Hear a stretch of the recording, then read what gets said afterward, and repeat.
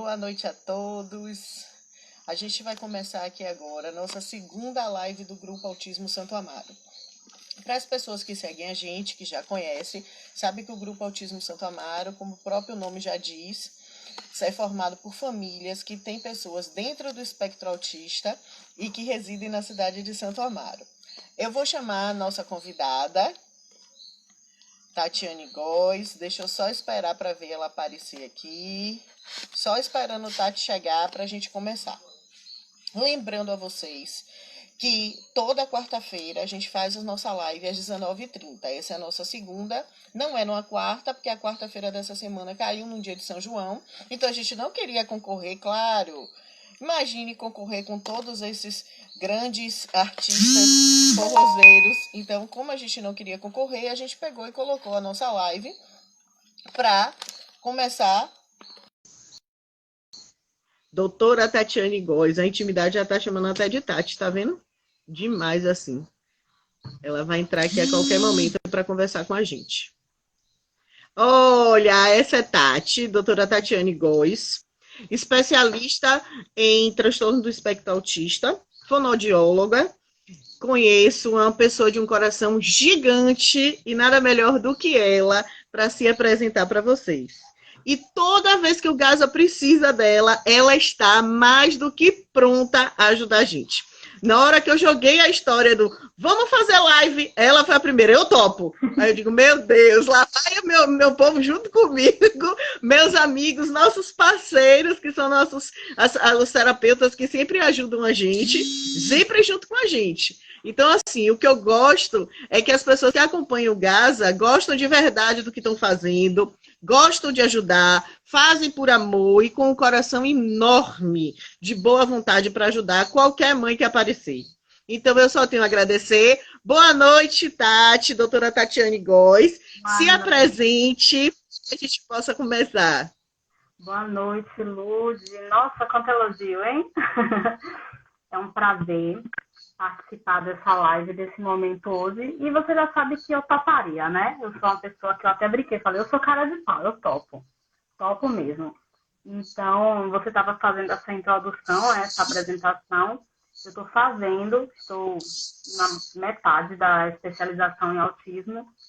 Mas a primeira especialização é a prática, né? Então, a gente começa a atender, forma fonoaudióloga e, querendo ou não, chega autista no consultório. E se você começa a estudar e começa a procurar saber um pouquinho, não tem como não se apaixonar por atender esse universo das crianças do espectro. Então, daí veio a busca dos cursos e a especialização para oferecer um serviço de mais qualidade para essas crianças, adolescentes que estão crescendo, adultos, e por aí vai. Pronto, Tati. E aí, assim, eu convidei a doutora Tatiane Góes para, junto com a gente, junto com o Gaza, fazer nossa live. Pronto. Então, vou chamar de Tati mesmo, que a gente já está acostumado. Até para não me perder na hora de chamar. Na então, verdade, assim, me chama de Tati quando acaba, né? Tia Tati, acho que vai ficar muito assim, né? Que tia Tati é porque ela já foi fono de Eric, de meu filho, e já foi fono de vários outros anjos maravilhosos do Gaza. Então, Tati, a gente acaba chamando ela de tia Tati, mas vou tentar chamar só de Tati hoje para me policiar. Uhum. Então, assim, quando a gente Tati, é porque a gente sabe que a gente está passando por um momento complicado, que é a questão da pandemia, e que muitos dessas crianças, desses jovens, estão, infelizmente, sem as terapias. As terapias estão suspensas. Então, assim, a gente não pode parar. A gente sabe que, quanto mãe, a gente tem a obrigação de estar buscando sempre o melhor para o nosso filho. O que é que a gente pode, em casa, estar fazendo para que a gente possa ajudar? No caso de Tati, que é fonoaudióloga, como é que eu posso, Tati? Por favor, explique para a gente como é que eu posso, durante essa pandemia, que as terapias estão suspensas, como é que eu posso ajudar meu filho a desenvolver a linguagem? Essa questão da pandemia, ela veio, ninguém estava esperando, e quando falou assim, precisamos ficar em casa, todos imaginaram que seria uma semana, 2, um mês no máximo. e lá se vão 3 meses de distanciamento social e por aí vai, porque ainda não acabou. Se a gente for seguir a risca, né, os casos ainda estão aumentando, então a tendência é continuar em casa, escola, continuar com as aulas à distância, como das várias modalidades que as escolas estão fazendo. Então, inicialmente, quando nós pensamos que seria esse período muito breve,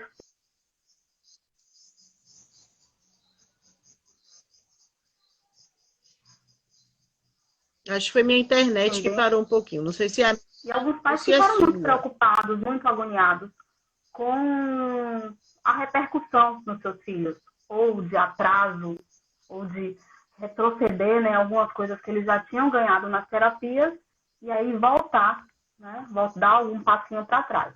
Então, assim, a gente sempre conversa que na terapia os pais, eles são nossos grandes parceiros, porque nós, terapeutas, tá, nós, terapeutas, ficamos em determinado momento, 1, 2, às vezes 3 vezes por semana com aquela criança, mas quem está com a criança todo Exatamente, né? Somos nós pais que vivemos o dia a como é que dia a dessas família crianças. estimula a sua criança? Exatamente. Que vive o dia a dia. Então, como é que essa família intensifica essa estimulação com a criança? Principalmente a partir do brincar. Porque a criança ela se constitui na brincadeira. Então, a gente tem que tentar fazer brincadeiras de qualidade, brincadeiras com objetivos. Então, se ela precisa mais Eu costumo, estimular uma conversa, sem um querer te diálogo, uma criança que já seja oral, que já verbalize, vamos brincar de brincar com os bonecos. Diga, Luz. eu estou dizendo, sem querer te interromper, quando a gente tem uma criança com autismo em casa ou qualquer outro tipo de deficiência, a gente sabe que a gente volta a brincar.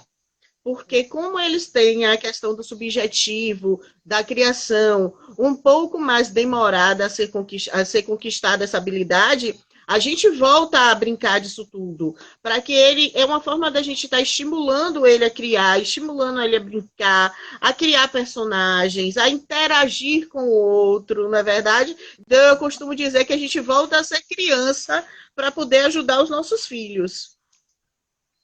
Todo o processo de constituição do sujeito, da criança, da sua linguagem, ele é feito através do brincar. E a gente tem que tentar fazer isso, como tirar a criança das telas, ou diminuir o tempo de uso de telas, seja tablet, celular, computador, televisão, e colocar a criança para brincar. Brincar com o quê? Com o corpo da mãe, o corpo do pai, brincar de pular, de rolar, de bola, de se balançar, e brincar também com brinquedos. Né? Então, essa pandemia ela veio para ser um caos na nossa vida. Mas ela tem trazido coisas positivas, porque as famílias estão se aproximando mais na maioria dos casos. Por conta da rotina, de todas as demandas, o cuidado ele era muito terceirizado. Né? Então, a criança ficava ou na escola integral, ou o áudio não está tão bom, né? Ou na escola integralmente, ou então meio turno na escola, outro turno com a babá, outro turno com todas as terapeutas. A criança tem agenda, mas agora não, ela está podendo conviver e estar próximo, seu pai, sua mãe, seus irmãos, todo mundo, e todo mundo também com suas rotinas e tendo que se reorganizar essa nova realidade. Verdade. E assim, como é que a gente ajuda dentro de casa? Porque assim, a gente sabe que a rotina tradicional, como você falou, ela foi interrompida. Essa agenda que a criança tem, na verdade, eu costumo dizer que a rotina é uma coisa que não serve só para as crianças que estão dentro do espectro autista. Eu acho que toda criança precisa de rotina, porque eu acho que isso disciplina, isso traz responsabilidade, isso traz um monte de coisa, principalmente senso de organização. Então, assim, essa rotina foi interrompida. Então, precisa se criar uma outra rotina, né? Então, como é que com essa parada, como é que eu posso ajudar a criança que, de uma certa forma, possa ter desregulado nessa rotina que foi quebrada? A criança autista, ele Nós já sabemos que é importante estabelecer a rotina para que a criança tenha uma previsibilidade, ou seja, ela saiba o que vai acontecer no seu dia e também ela possa se organizar naquele dia. E como você bem falou, serve para todos. Então, a rotina mudou. No primeiro momento, as crianças ficaram desorganizadas. Eu não estou saindo mais para a escola, eu não estou fazendo mais as minhas coisas da rotina. Então, é natural essa desorganização que aconteceu com as crianças e aconteceu conosco também, adultos, né? Que mudou para todo mundo essa rotina. Então, o primeiro momento é entender que é natural essa desorganização. Nós precisamos entender que não vai ser tudo totalmente perfeitinho. E no segundo momento, fazer uma nova rotina. Uma rotina mais flexível, que não vai mais precisar acordar às 6 horas da manhã, porque vai se arrumar para ir para a escola, pode acordar 8, acordar 9. Mas manter rotina, mesmo no período de distanciamento social, é importante. Não dá para um dia tomar café 1h da tarde, no outro dia tomar 10. É importante manter uma rotina, ainda que fora da rotina. Então, se ele está tendo aula virtual ou o envio de material pela escola, estabelecer um determinado horário para fazer aquela atividade da escola, o horário para o lúdico, o horário para ele fazer nada também que seja. Então, estabelecer horários, mas de forma flexível, que naquele momento que ele não estiver tão interessado, tudo bem, daqui a pouco a gente faz.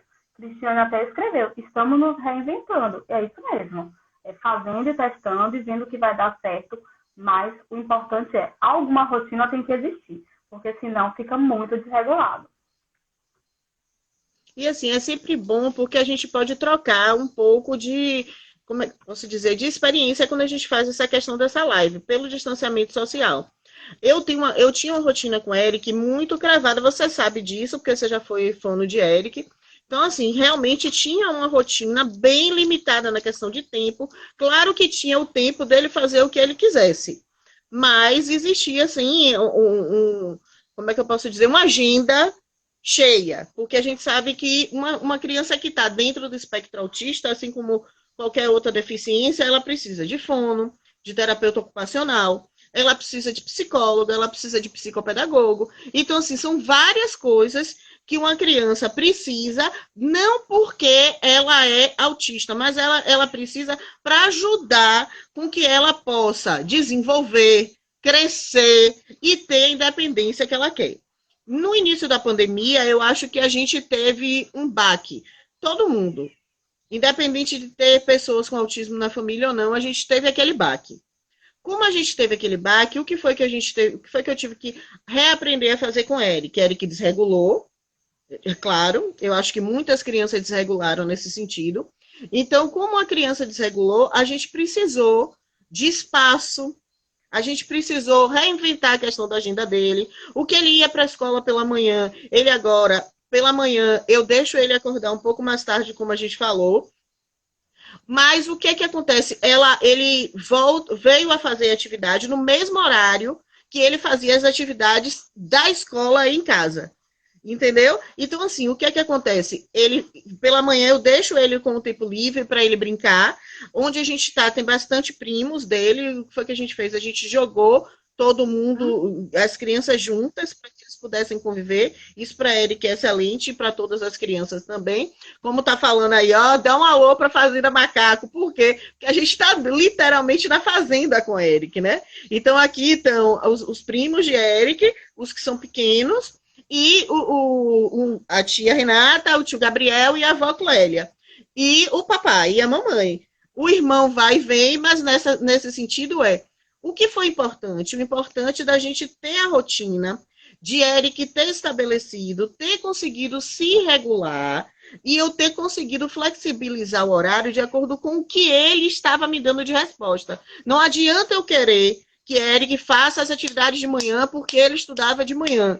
Quando, na verdade, nesse novo contexto, nessa nova busca de sentimentos que ele está tendo, busca de experiências, o que é que ele precisava? Ele precisava reencontrar o horário dele, que dava a ele mais um equilíbrio maior. Ele já tinha gastado a energia dele, então ele conseguia se equilibrar para que a gente pudesse, assim, colocar ele um pouco mais concentrado para fazer as atividades que a escola propunha.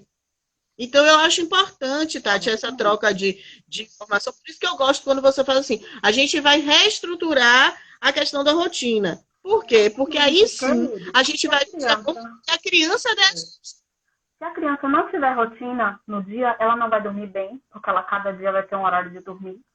E aí já vira uma bola de neve. A criança que não dorme bem, no outro dia ela vai estar irritada, ela não vai render nas atividades que ela precisa desenvolver. Então, tem todo aquele ciclo onde a gente só confirma que a rotina é importante.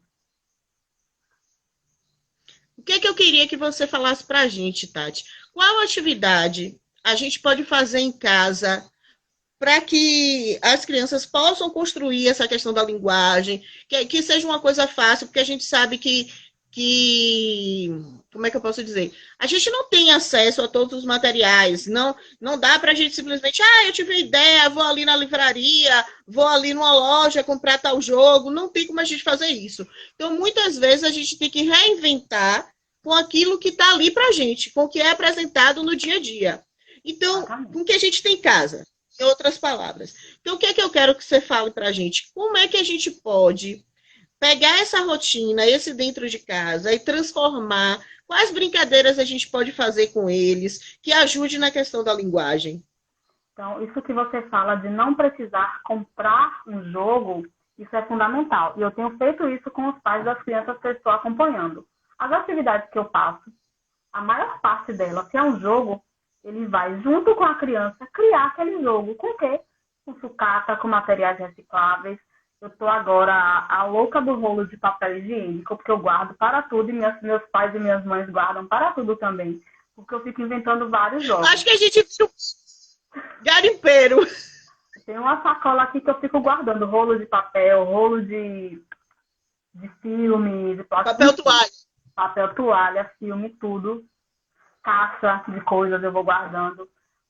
Porque eu mostro para eles também como fazer e guardo para depois fazer coisa que eu vou usar no consultório. Então, a primeira coisa é utilizar a criatividade e utilizar coisas que você já tem.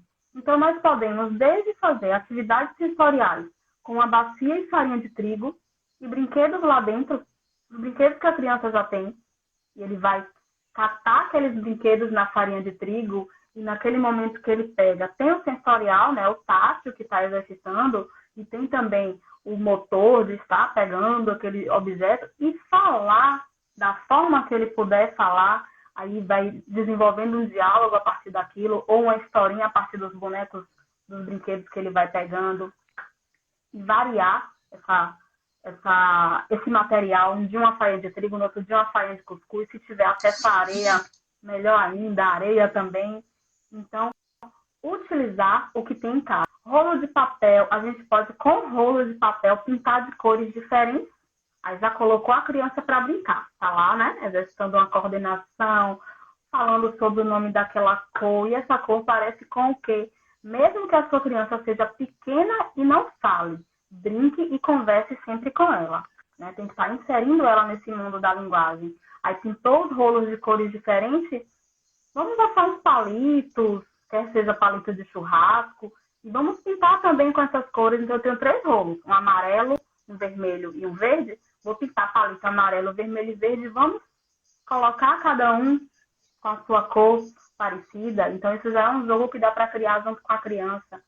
E, além de criar jogos, a gente precisa voltar um pouquinho para as brincadeiras da nossa infância. A gente brincava de pular corda, de elástico, amarelinha no chão, que é só riscar, balanço, jogar bola. As crianças estavam perdendo um pouco isso, né? Essa modernidade de ter os brinquedos prontos e brincar sozinha ali, ou de estar sempre no celular, estava tirando um pouco isso, que eu acho que tem que voltar. A gente tem que ensinar nossos filhos as brincadeiras que a gente fazia. Derrubar pedrinhas jogando a bola, fazer boliche com garrafas plásticas. Então, tudo isso a gente vai passando e são possibilidades de atividades que dá para construir com a criança. Além disso, outra coisa importante é inserir a criança na rotina da casa. Por que não fazer uma receita com ela? Eu vou ter que fazer pão, fazer um pão. Ah, mas ele não sabe. Não tem problema. Nem que ele pegue a xícara e derrame a farinha, ele já está participando. A criança, ela se sente importante Poxa, eu estou ajudando a minha mãe.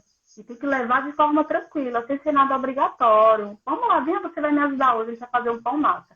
E além disso, uma receita, por exemplo, ele tem um processo. Primeiro a gente tem que medir, precisamos saber o nome dos ingredientes, exercitando linguagem. Depois vai para o sensorial para poder amassar aquela massa, misturar. Depois ainda tem que exercitar a espera daquela criança que vai esperar aquela massa descansar. Depois esperar aquele pão assar. E por último, degustar o produto que ele ajudou a construir. Então é muito bacana. Aí tem várias possibilidades. Está todo mundo cozinhando muito, né, na quarentena. Então é uma ideia. Bastante. Muito. Então traga a sua criança para esse processo. E assim, Tati, quando você fala que você pode envolver a família toda, é bom que você também trabalhe a turno, né? Uma vez minha, uma vez sua. A questão dele aprender a esperar é muito importante, porque a gente sabe que eles são muito imediatistas. Então, a partir do momento que a gente tenta segurar essa ansiedade deles, também é a questão da fase do egocentrismo, a gente aprender a lidar com uma vez minha, uma vez sua, uma vez minha, uma vez sua. É super importante. Importante. A gente vai trabalhar com a habilidade pragmática, né, da troca de turnos e função executiva, controle inibitório. Não dá para fazer tudo agora. Tem que esperar. E aí pode exercitar também a memória. E vai o que agora na receita? Você lembra? Faltou o quê? Tudo dependendo da idade da criança, a gente vai deixando mais complexa aquela atividade. Se for uma criança maior, vamos descrever a receita juntos. Aí já bota um antes, né? Uma elaboração maior antes. Depois, a gente vai fazer a receita. Você vai lendo para mim. O que está faltando? Me diz agora os passos. Vamos fazendo juntos. Então, uma coisa tão simples quanto fazer um pão, dá para virar uma terapia de fono, psicólogo, tudo, e é fantástico. Ó, tem uma mãe aí falando que meu filho começou a falar várias palavrinhas nessa quarentena. Porém, percebo que ele tem bastante dificuldade na pronúncia. A palavra quero, ele pronuncia quebo. O que fazer para ajudar? Então, só retomando assim, que tem o lado negativo da pandemia, da gente, né? Todas as questões das pessoas indo a óbito, enfim. E tem o lado positivo das famílias que se aproximam. E outro lado positivo para algumas crianças que não gostavam muito da escola, porque a escola trazia para eles uma desorganização, por exemplo. Agora que eles estão em casa, eu tenho crianças que estão melhorando em casa, porque está num ambiente que para ele é controlado, do que ele estava na escola. E também tem outras crianças que estão melhorando pelo fato da mãe e do pai estar ali muito junto daquela criança e estimulando. Então, essa mãe e esse pai, eles estão, inclusive, com essa possibilidade de ver: poxa, meu filho consegue fazer isso, olha que bacana. Eu tenho tido assim, uns retornos muito positivos dessas coisas que elas estão vendo que antes não tinha tempo de observar. Então, nesse caso da criança que já está falando palavras, dependendo, lógico, da idade dele, a gente tem que ver se esse tipo de troca ele é pertinente à idade ou não. Aí precisa de uma avaliação. Mas uma coisa que toda família pode fazer é: ele falou quero, a gente dá o modelo correto. Ah, eu quero. De forma tranquila, bem articulada, fala de frente para a criança, para que ela olhe o seu rosto, a sua expressão facial, a movimentação dos lábios. Então, eu quero. Você quer o quê? E aí segue. Não precisa ficar marcando o erro. Não, tá errado. Fala direito. Não é quero, é quero. Não marca o erro. Dá o modelo correto e segue, que aí ele vai ouvindo, estimulando isso, olhando. E se perceber que essa dificuldade permanece, aí mais para frente procurar uma avaliação fonoaudiológica. Tudo depende também da idade desse pequeno. Ô, Tati, a gente vê muito também, eu ouvindo essa palavra dessa mãe do quero com quebo, às vezes as trocas, né, do R com L, do R com RR, quando a criança está em fase de alfabetização. Então, eu canso de dizer, tá vindo da onde o som? O som tá vindo da garganta, o som tá vindo da língua. Eu falo muito isso para a Eric. Eu disse, como é a palavra carro? Onde tá vindo o som? Da sua garganta? Entendeu? Então, assim, eu acho importante a gente falar dessas questões da articulação. Eu lembro que quando o Eric começou a ser alfabetizado, você usou o método das boquinhas com ele. A gente iniciou, mas a gente não precisou continuar, porque ele entendeu exatamente. Então, assim, a parceria entre os pais, a família, a escola, eu volto a dizer nessa live, é muito importante. Se a gente não tiver uma empatia e não tiver uma simpatia pelo outro, o outro não tenha o coração aberto, a gente não vai fluir. Não vai. Então, assim, o que acontece? A gente precisa de profissionais que estejam abertos a ouvir. Eu digo profissionais, tanto terapeutas quanto professores, que estejam, que queiram virar parceiros, entendeu? Que queiram essa interação. Por quê? Porque muitas vezes o que é dado na escola, a gente precisa casar em casa. A gente está agora no processo de pandemia. Então, o que é que acontece? A gente tem muitas aulas online. Às vezes, o formato que a aula está não é o que seu filho tem a maior intimidade.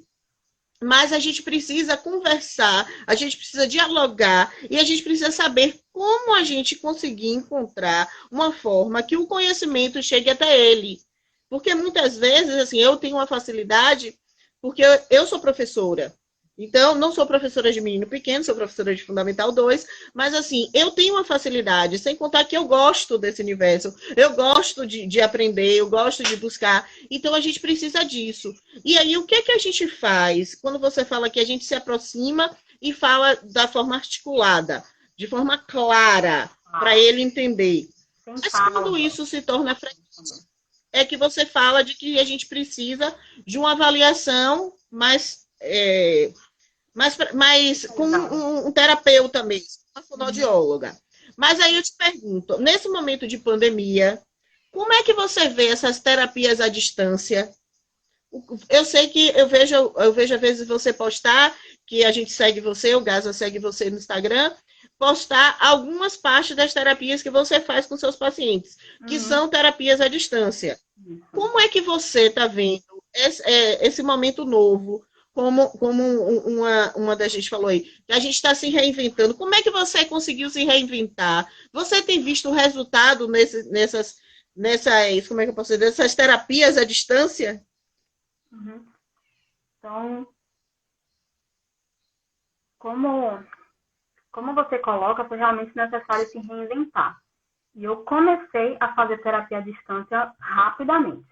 Parei de atender no dia 19. No dia 23 de março eu já estava fazendo a terapia online. Como o nosso conselho tinha liberado, a gente suspendeu o atendimento presencial e iniciar esse atendimento remoto por uma questão de segurança. Imediatamente eu comecei com os pais daquelas crianças que toparam e comecei inicialmente com os poucos adultos que eu estou atendendo. Tem pouquinho. Comecei com 3 adultos e algumas crianças maiores, porque realmente eu não entendi eu ia conseguir fazer essa terapia com as crianças muito pequenas. E assim eu fiz. Com os maiores, a gente fazia as chamadas de vídeo pelos aplicativos que são utilizados e comecei a criar jogos para poder usar aquilo que eu queria desenvolver com aquela criança com um jogo que chamasse e prendesse a atenção dele na frente da tela. Mas foi surgindo uma demanda de pegar também essas crianças menores. As famílias começaram a ficar angustiadas. Como é que eu vou fazer? Meu filho vai ficar tanto tempo parado. E assim eu fiz.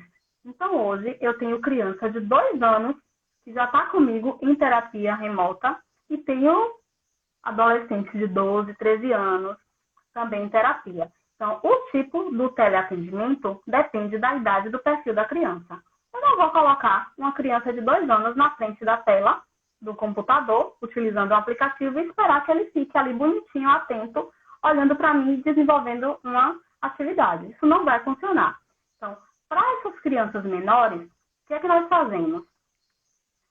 Terapia remota, telemonitoramento. Então, eu planejo uma atividade, coloco nessa atividade o objetivo, como vai ser desenvolvida, o passo a passo de como essa família vai desenvolver essa atividade. Algumas eu mando até foto com modelo da atividade. E aí, toda semana, eu envio esse documento. Quando a família recebe, o que foi orientado é que ela olhe essa indicação de atividade e a gente vai trocar. se ele teve dúvida de como fazer, se não tem algum material, e aí a gente faz essa troca. A família desenvolve com a sua criança essa atividade e manda para mim um vídeo durante a atividade. E depois nós temos o momento da devolutiva, onde eu mando para elas o que eu achei, o que precisa ajustar, como tá. Olho toda a atividade, vejo o vídeo várias vezes. E aí você me fez a pergunta, isso está funcionando? Então, eu comecei a fazer sem saber realmente se ia dar certo, ou se era só um paliativo para poder não deixar sem atendimento. Mas está funcionando muito, está sendo assim, muito gratificante. Eu já dei alta, não era uma criança com TEA, já estou tendo melhoras em fala, em comunicação, em tempo de atenção. Então está sendo assim fantástico. Mas por que está funcionando? Porque as famílias estão implicadas. Então, para a terapia, nesse momento dar certo, precisa da implicação da família. Porque a família é o parceiro terapêutico. Ele está funcionando em casa como um coterapeuta.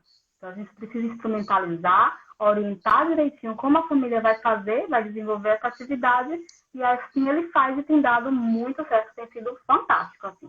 Isso, para mim, foi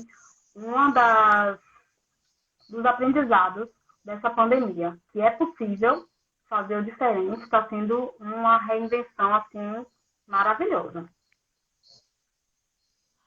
Eu confesso que eu fiquei bastante, como é que eu posso dizer, receiosa com essa questão da terapia remota. Tanto que as terapeutas de Eric estavam atendendo em casa e até semana passada, semana passada não, 20 dias atrás, a gente ainda estava tendo essa questão das terapias em casa. Depois disso, a gente suspendeu. Primeiro porque os casos em Santo Amaro passaram a crescer rapidamente. Tanto que a cidade hoje está de lockdown. Então, assim, mas foi necessário isso porque a gente sabe que vinha de cada lugar, que as pessoas vinham de diversos lugares. E a gente sabe que é meio complicado quando a gente fala dessa questão desse vírus que está aí. Então, assim, Manuela, que é terapeuta de Eric, por sinal é a nossa próxima convidada, que é psicóloga, Manuela Souza, ela já está querendo realmente me pressionando a fazer as terapias remotas. Eu disse, ai, Manu, vai dar certo isso. Aí ela, deixa que dá certo. A gente vai tentar e a gente vai ver como é que a Eric vai se encaixar, porque a gente não pode esperar a demora, né? Não pode esperar, como é que eu posso dizer assim? Diga. Acabar tudo, né? Aconteceu assim que eu tive muitos pais que no início não aceitaram. Então eu comecei com poucos pais. Aí postando, conversando no grupo de pais que eu desenvolvi que eu não tinha, que foi outra coisa boa que surgiu, me procurar. Agora eu quero. Aí eu falei, vamos tentar. Se não der certo, a gente para. E todos ficaram e vem aumentando. Cada semana, novos pais de crianças que eu já atendi, que estão paradas, estão entrando no teleatendimento. Está sendo fantástico. E outra coisa positiva também da pandemia, essa questão do grupo de pais, eu não tinha grupo, fiz grupo, já fiz reunião de mães, então também me aproximou dessas mães. Eles se aproximaram dos filhos e eu tenho me aproximado delas. Tanto é que tem mães fantásticas aí que eu já vi entrando. Se for manchata igual a mim, meu Deus, você tá perdida. Que manda mensagem. Você já me tá vendo? Se tiver manchata igual a mim, pode encher o saco dela. Não tem problema. Eu não estou conseguindo visualizar, não estou conseguindo, para mim não está subindo as mensagens. Eu estou tentando com o dedo. Se tiver alguma pergunta, façam novamente aí, que eu vou pedir a meu assessor, Mauro Tavares, o marido, o pai, para anotar e pergunta e trazer para mim, para a Tati, porque eu não sei o que é o motivo, porque não está subindo as perguntinhas para mim. Na live de Adriele também não subia. Então, o Mauro que me ajuda nessa questão, né? Ele me ajuda montando o espaço, testando a luz. Tô chique. Tô adorando esse negócio da live. Então, assim, Tati, como é? Como é que eu posso, por exemplo, uma professora? Eu também sou professora e eu sei que tem vários professores aí assistindo também. Como é que esses professores podem fazer para trabalhar a linguagem como uma forma dele, mesmo à distância, estar ajudando o seu aluno a se desenvolver? Porque, o que é que eu posso falar? Eu tenho também alunos que têm autismo. E eu tento fazer com que ele entenda aquilo que eu estou falando. Se por acaso ele não entender, aí eu mudo a forma com que eu estou dizendo a mesma coisa, a mesma frase. Mas o que é que você recomenda para que os professores tenham atenção na hora de produzirem essas aulas remotas para principalmente crianças que têm autismo? O que é que você recomenda que se faça? É importante saber como é a sua criança. Eu sei que o professor, às vezes, tem uma sala com muitos alunos, mas ele sabe como é a sua criança. E toda criança aprende. A gente só tem que ver como que nós vamos transmitir o conteúdo para ela. Então, se você explica de uma forma e não deu certo, como você bem falou, tem que explicar de outra. E quando nós pensamos na criança autista, a maioria delas é muito visual. Então, você tem que trazer esse suporte visual para que ela compreenda, trazer para o concreto. Então, se você vai trabalhar, sei lá, clima, conceitos de geografia que são mais abstratos, não sei, nunca fui boa em geografia, mas você tem que trazer imagens, mostrar para ele foto de quando está chovendo, tem que ser muito visual. Dá para ser o mesmo material de todos os outros coleguinhas? Depende da criança. Tem criança que precisa de adaptação. E muitas vezes é orientada essa adaptação e as escolas não fazem, porque a gente sabe, né? Você já conversa sempre sobre isso, sobre a inclusão, a real inclusão e a inclusão que a gente vê as pessoas dizendo que fazem, que é só colocar a criança dentro da escola, mas tem que adaptar esse material, adaptar para a forma que a criança compreenda melhor. Ele tem que ser acessível à criança, ela tem que ter acesso àquele conteúdo. Então, quer seja diminuindo o tamanho de texto, colocando coisas de forma mais visual, as escolas que estão mandando só materiais impressos, algumas crianças estão com mais dificuldade, então tem que associar, quer seja vídeo, foto, outras formas para poder ajudar ela a compreender melhor os conteúdos. E quando a gente pensa em estimular a linguagem, essa estimulação de linguagem ela é feita o tempo todo. Então a gente faz isso contando uma história, estabelecendo um diálogo, fazendo uma lista, tudo isso o professor e os pais eles estimulam a linguagem o tempo todo. É só ter a sensibilidade para pensar. Como o meu aluno vai aprender? Qual é a melhor forma? Ô, Tati, me diz uma coisa. Eu vi uma pergunta aí de Renata.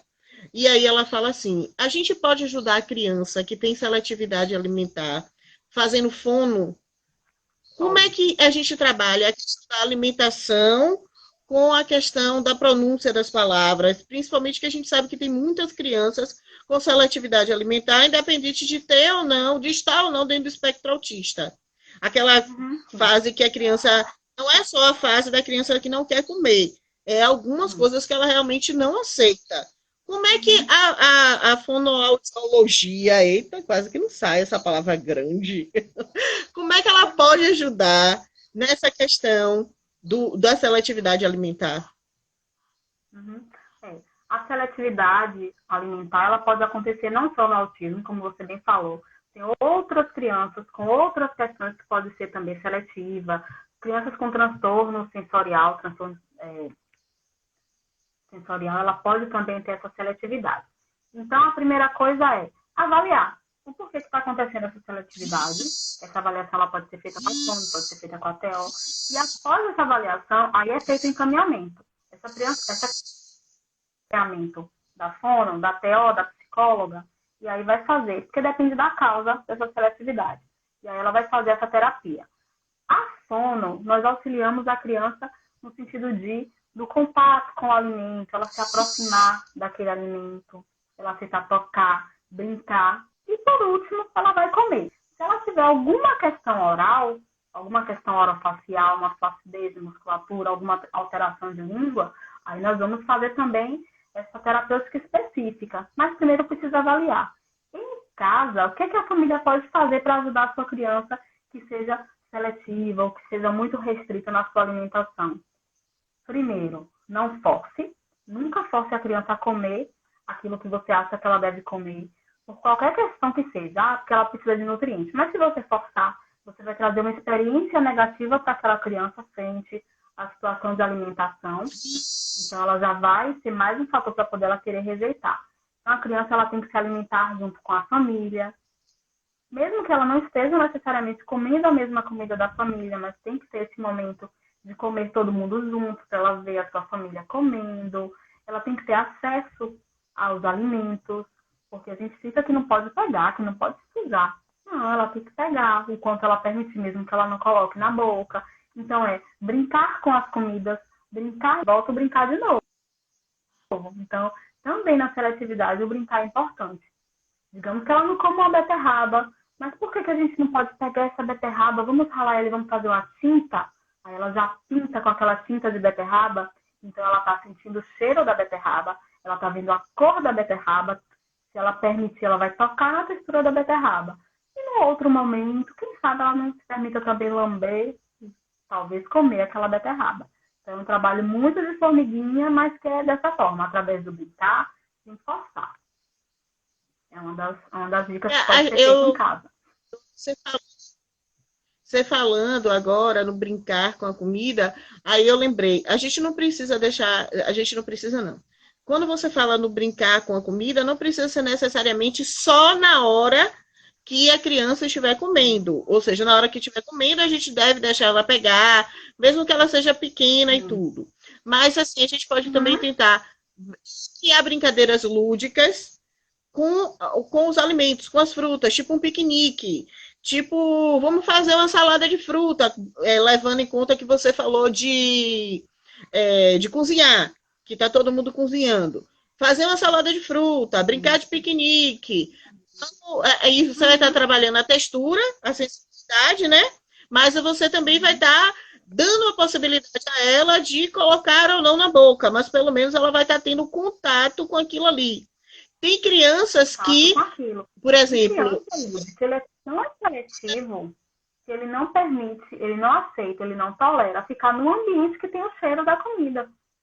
Entendeu? Então tem que ser realmente muito gradativo e colocar ele para participar da forma que ele aceitar desse processo. Às vezes a gente tem que começar brincando com brinquedos, miniaturas de comidinha, brincar de panelinha, isso é para menino e para menina, para poder também ele estar simbolizando, ele já está exercitando linguagem naquele processo do faz de conta, de manipular aquela comidinha de brinquedo. Então, depois que ele já aceitou aquela de brinquedo, a gente pode partir para de verdade. Dar uma panela da casa e botar ele para brincar com caroço de feijão. A comida está crua, então, aí talvez ele já aceite melhor, para depois ir pro cozido. E a gente sabe também que tem aquelas crianças, eu digo porque Eric tinha uma sensibilidade muito grande ao que era granulado, naquela textura de areia, né? Então, o que foi que aconteceu? Ele até hoje, assim, essa questão do comer farinha, demora um pouco. Mas aí, trabalhando a questão junto com vocês, com a terapia ocupacional, a gente consegue tirar essa questão da sensibilização. Então, é importante, como você falou, a questão do brincar, né? Bia tá botando aí, sem forçar, sem impor, até para que a criança não venha a ter alguma outra complicação mediante isso, né? Então, assim, teve uma pergunta também, acho que o nome dela é Paula, que Mauro me passou. Em relação à leitura, mesmo com o tratamento, pode ocasionar algumas dificuldades, exemplo, o uso da pontuação. Eu vou até começar a responder como professora. O uso da pontuação não é fácil. Não é rápido que a criança vai aprender a ler um texto com toda a pontuação. Então, Tati vai falar melhor, mas de antemão eu já digo que a questão da pontuação não é uma coisa muito fácil. Mas deixa a Tati falar pela parte da minha experiência. Porque vem muito de um conceito, de uma regra ortográfica, e também vem uma simbologia, né? Já vem linguagem de novo. Uma simbologia tem tal símbolo, por exemplo, um traço e um ponto embaixo que representa a exclamação e que eu vou usar em tal contexto específico.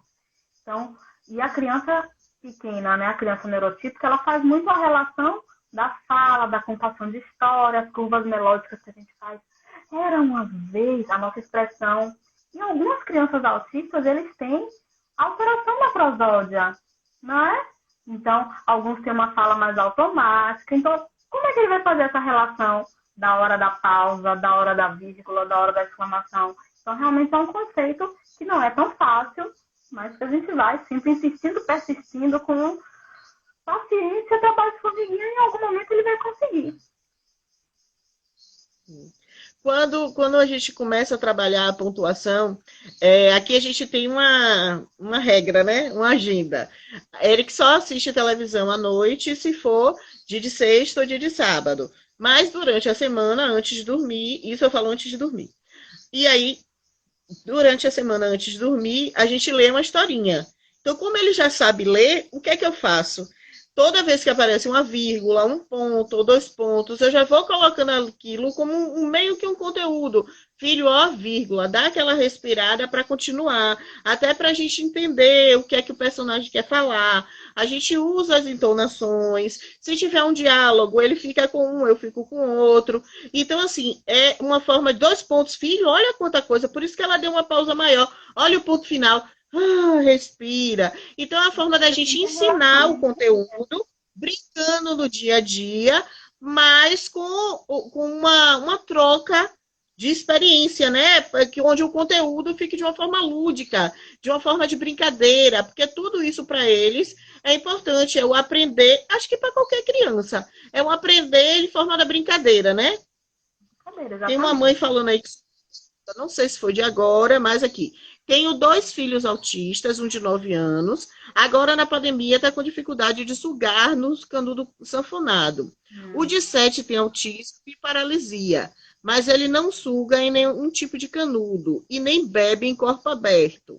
Só com um copo de criança de meses que tem 3 furos. Como ela pode ajudar o filho, Tati? Já que, na verdade, essas terapias estão suspensas e só tem a terapia remota. O que é que pode ajudar? Porque, assim, não é fácil, né? A gente sabe que... ela é mãe do Gaza. É Viviane. Então, assim, a gente sabe que ela tem 2 filhos com autismo. Ela, inclusive, teve que se mudar para poder ter um acompanhamento melhor. Então, assim, o que ela pode fazer para melhorar essa questão dos 2 filhos? Tanto o desenvolvimento oral, quanto a questão da alimentação, nesse caso. Viviane, espero que você esteja conseguindo, né, com a sua fono, manter essa terapia remota. Então, assim, pelo que você me fala, né, me difícil de saber com essas informações só, mas pelo que você me fala, eles podem ter alguma questão de motricidade orofacial mesmo. Então, você falou que tem um dos seus pequenos que tem uma paralisia. Então, tem que ver qual é esse tipo de paralisia, como é essa musculatura dele. E isso pode estar causando essa alteração na sucção. Então, essa é a coisa que é mais difícil para a gente trabalhar à distância, que são essas funções estomatognáticas. Trabalhar a sucção, trabalhar a deglutição. Por quê? Linguagem a gente trabalha com imagens, com toda a nossa expressão se rebolando e dá certo. Mas fazer o exercício tem que ter muita confiança da mãe, né? E a confiança, essa relação com a terapeuta, para que a terapeuta te oriente como fazer. E assim, se ele não está aceitando sugar, não coloque na boquinha dele, porque pode correr o risco dele engasgar, né? Então, esse retrocesso nesse período de pandemia é uma coisa que a gente está vendo que tem acontecido com algumas crianças, porque eles se desorganizam e cada um vai expressar essa desorganização de uma forma. Quer seja, não querendo mais sugar no canudinho que já sugava. Tem criança que voltou a usar fralda. Então, tem algumas coisas que a gente tem visto que está acontecendo e que vamos fazendo o que a gente pode para primeiro descobrir se é que ele está desorganizado e ver se é que dá para estimular. Então, tente conversar com sua fono, porque como é uma coisa oral, fica muito complicado eu passar sugestões de exercícios e ele correr o risco de engasgar. Viu? E assim, ó, Tati, é uma coisa que a gente não deve desistir. Por mais que ela diga hoje consegue, ela tem que continuar insistindo. Por que eu digo isso? Uma vez eu lembro que a doutora Sheldra, que é quem acompanha a Eric na medicina integrativa, o que que aconteceu? Ela pediu um exame onde a Eric tinha que cuspir. Quem disse que Eric sabia cuspir? Não conseguimos. E era uma coisa assim, eu lembro que estava eu, papai e irmão, né? Mauro e Ícaro lá. E aí, assim, a gente achava engraçado, porque ele não conseguia. E aí, de lá para cá, a gente começou a trabalhar isso nele. Nossa, se deixar, tia Marcele, tia Camille que eu deixo, que eu diga. Então, assim, é uma questão de que a gente não deve desistir, a gente deve continuar insistindo. O que é que Vivi está falando aí? Que a fono dele pediu para o mais velho encher bola de soprar. Não é só, eu digo assim, não é só encher bola de soprar. Soprar canudo, soprar tudo, botar uma bolinha na ponta, brincar de... Vamos soprar para a bolinha andar. Tem várias outras brincadeiras que a gente possa fazer para que ele possa essa musculatura, né, Tati? Possa ajudar. Claro que a questão da paralisia interfere, a gente não pode fazer de conta que não, mas a gente não deve desistir. O importante é a gente tentar todo dia. Tentar. Então é aquela questão assim, ele não está conseguindo, eu já tentei 1 mês, já tentei 2 meses. Não desiste. Não para. Não desista Se a gente, e observe a sua criança. É importante a gente lembrar assim, ó. Se ele apresenta a alimentação, tosse, engasgos, aí já é um sinal de alerta. Se não, tá tudo bem, né? Então é só observar essas coisas. Insista, persista, ofereça os utensílios que você já oferecia, mesmo o copinho de 3 furos, porque o copo aberto requer uma coordenação muito maior, mas observe os sinais. Se ele apresentar após deglutir tosse ou engasgo, aí você chama atenção, fala com a sua fono, olha, aconteceu isso, eu acho que ele está engasgando, viu? E Tati, eu lembro assim, Eric no início e uma mãe também do Gaza já relatou sobre isso.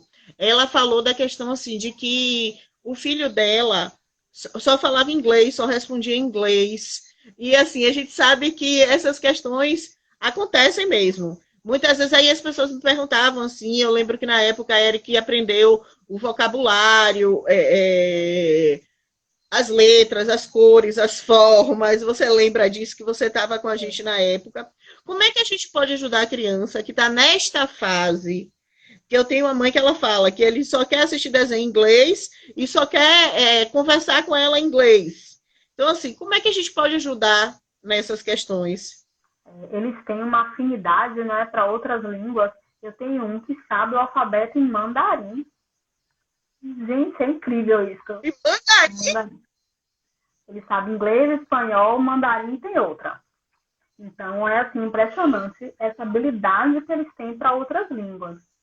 E alguns ficam também naquele hiperfoco de que só quer vídeo em inglês. Aí gosta de vídeo de caminhão. É caminhão em inglês, caminhão...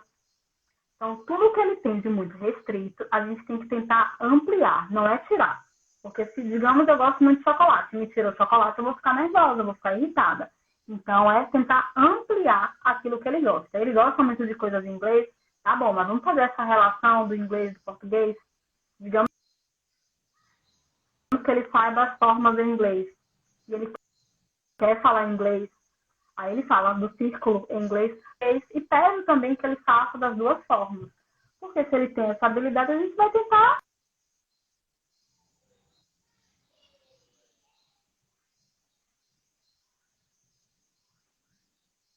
Eu tenho outro pequeno que ele conta, de 1 até 10 em português, depois ele volta e conta em inglês. Ele sabe. Vou dizer para ele, não faça. Não pode, inglês é proibido, está errado. Não dá para fazer isso. A gente tem que tentar ampliar, na verdade. Ampliar esse repertório e trazer para ele mais possibilidades de uso, de preferência no português. Se você puder, tão ansioso, em vez de ele ficar zapeando no YouTube, ele mesmo procurando vídeos, baixe os que ele mais gosta, alguns em português também, porque aí ele vai ter aqueles para acessar. Porque se deixar ele procurar, ele vai procurar na língua que ele gosta, quer seja mandarim, quer o que for. Então, já dê para ele alguns vídeos, e aí ele vai, é uma das formas que auxilia também. E assim, Tati, pensando nessa questão que você falou de ampliar, eu lembro que assim, muitas crianças não têm aquela estereotipia típica, né? A gente sabe que não tem o balançar e tudo. Mas o foco em alguma coisa acaba virando meio que uma estereotipia. Eu não sei falar isso, não sei se a gente pode denominar dessa forma. Mas, deixa eu só falar uma coisinha antes, que tem algumas pessoas falando. A gente vai ficar salvo, não tem problema, ela vai ficar salva. Se cair, a gente volta. Pronto. Então, assim, uma coisa que me chamava muita atenção é a fixação por algum desenho, por algum objeto, por algum personagem. Eric não teve muito de objeto, mas ele tinha de personagem, ele tinha, Vai não, ele mudando, tem, né? ele tá na. Cada tempo, uma O parte do personagem é personagem. Sonic, então tudo que ele faz, massinha de tudo, tudo é Sonic. Então, assim, eu não forço ele a tirar isso como eu aprendi com vocês. Eu tento transformar, eu tento botar aquele personagem no que eu quero que ele faça, mas eu também tento levar ele para outros. Eu lembro que Manuela, que é a nossa próxima convidada, que é a Manuela Souza, ela falava muito para mim essa questão. Eric, entendi, legal. Você colocou o nome do personagem de Sonic, mas e agora? E o outro vai ficar sem nome? Então, assim, são várias habilidades que eles vão conquistando ao longo do tempo, já foram várias, que vão mudando de tempos em tempos, mas é importante, como Tati falou, a gente não está quebrando aquela regra para não desregular a criança, né? Então, a do inglês, a dica que eu dou para a mãe, que Tati já deu, é assim, tenha paciência, aprenda um pouquinho a língua. Quem sabe ele vai te ensinar. Eu lembro que na época era tia Tati, tia Jane e tia Rai com ele na escola. E aí Kelly pegava, botava o alfabeto todo e ele só dizia inglês. Aí ela dizia, mas eu não quero inglês, Eric, eu quero português. Aí eu digo, deixa ele dizer inglês, Kelly, para depois ele te dizer em português. Senão a gente não vai conseguir dele o que ele quer. Uhum. Isso que você falou até de ser uma estereotipia, nem é uma estereotipia. É mais uma questão de rigidez, inflexibilidade e hiperfoco. Ele gosta de uma coisa, ele quer seguir com aquela coisa. Então, se a criança ela já está lidando bem com a frustração, você pode explicar para ela, muito bom, mas agora não é a hora de falar do Sonic. Vamos falar um pouquinho sobre outra coisa e daqui a pouco a gente volta a falar do Sonic e aí você volta, viu? O que prometer, você cumpra com a sua criança. E a gente tem que trazer. Esses dias mesmo eu fiz um jogo de praxias orofaciais usando o Sonic. Virava o Sonic e aparecia lá a praxia. A gente tem que saber usar a nosso favor. Se a criança adora o Sonic, então tem que ser inteligente. Com certeza. Se quiser que ele crie um texto, se quiser que ele faça alguma coisa, alguma atividade, vamos meter o ele de interesse, vamos meter o desenho que for. Portanto, que chame isso dele e ele chegue no objetivo que você queira. Acredito que seja isso. É isso. Tem um podcast muito legal, que agora me fugiu o nome, mas eu vou pesquisar, que são autistas adultos, né, com alto funcionamento, e ele fala, eu só quero falar daquilo que é meu interesse. Respeite. Eu não tenho interesse de falar de outra coisa. Eu só tenho vontade de falar disso. Se você quiser falar sobre o que está acontecendo, por exemplo, né, que está acontecendo em Salvador, eu não quero, eu só quero falar de avião. E para mim tá tudo bem. Qualquer outra coisa que você falar, eu não estou me ouvindo, não está passando direto. Então é muito bacana quando a gente tem essa possibilidade também de ver autistas adultos verbais falando, porque dá para a gente compreender muito do comportamento dos pequenos.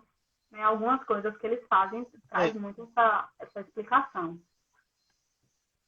É verdade. Então, assim, eu queria agradecer a Tati. Se por acaso a live cair, voltem, por favor. É só um minuto de agradecimento a todo mundo que já ajudou o Gaza, todo mundo que já participou das nossas coisas. A gente tem uma sede que não está funcionando agora por essa pandemia. Aí, tá vendo?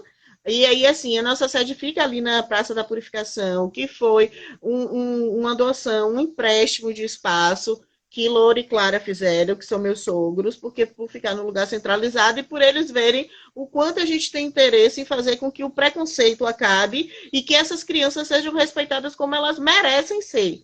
A gente tem várias pessoas que ajudaram a gente. Maísa, que eu vi que está aí na nossa live, da Maísa Presentes aí de Santo Amaro. A gente tem Rita Valverde, que é minha tia, e tudo que Rita e Deise. Tudo que a gente fala, elas ajudam a gente. A gente não tem ninguém que participa do Gaza tem obrigação de pagar nada.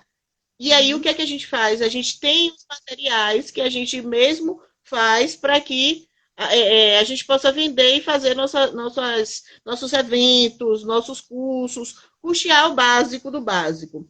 Eu queria muito agradecer a Tati. Se por acaso parar a live, porque a gente sabe que tem de uma hora a gente retorna. Tati, muito obrigada por embarcar em tudo que a gente propõe. em tudo que a gente te convida, mesmo você não